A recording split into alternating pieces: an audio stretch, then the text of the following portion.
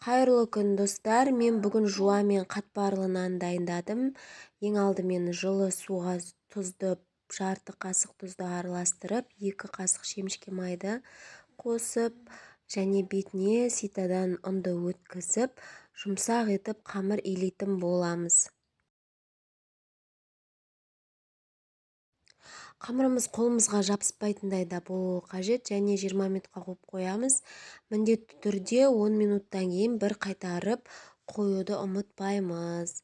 Әрі қарай жуамызды осылай майдалап турап алды. Мен 2 немесе 3 жуа қостым. Бір жуаны қойып қоя салдым, 2 жуа жетеді екен деп.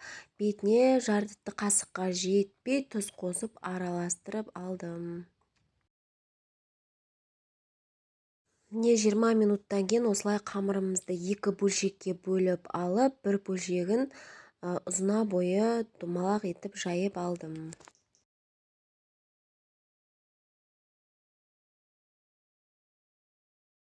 Достар, міндетті түрде қамырымызды жайып жатқан кезде сармайымызды ерітіп қоюды ұмытпаймыз. Сармайымызды ерітіп алып, осылай ұзына бойы ар жағы көрінгенше қамырды жайып болғаннан кейін осылай сармайды бетіне жағатын боламыз.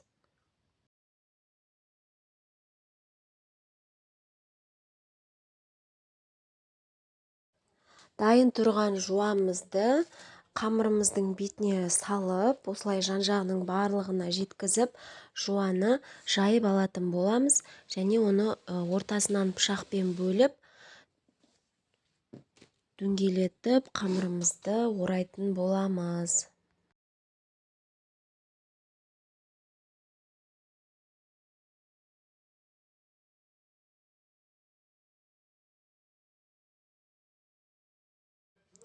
Келесі күлшемізді жайып болғанша морозильникке салып қоятын боламыз.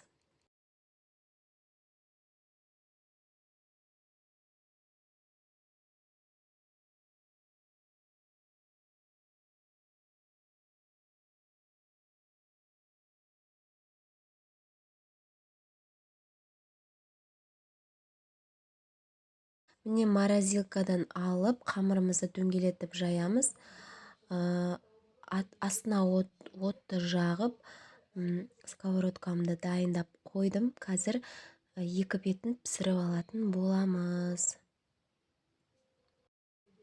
Міне достар, қамырымызды жайып алғаннан кейін осылай шемішке майды жағып алатын боламыз. Өздеріңізге қалай ыңғайлы сұйықтау құйсаңыздар да болады. 2 бетін міндетті түрде жай отта пісіріп алатын боламыз.